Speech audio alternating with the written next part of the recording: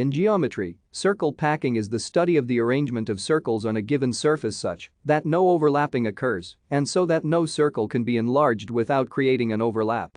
The associated packing density of an arrangement is the proportion of the surface covered by the circles. Generalizations can be made to higher dimensions. This is called sphere packing, which usually deals only with identical spheres. While the circle has a relatively low maximum packing density of 0.9069 on the Euclidean plane, it does not have the lowest possible, even among centrally symmetric convex shapes. The worst such shape to pack onto a plane has not been determined, but the smoothed octagon has a packing density of about 0.902414, which is the lowest maximum packing density known of any centrally symmetric convex shape.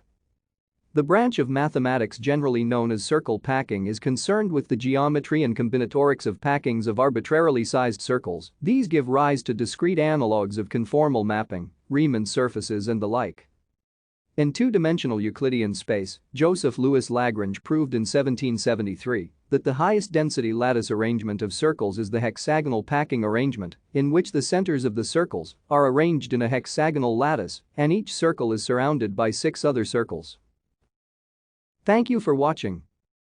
Like and subscribe if you would like to view more of our videos. Have a nice day.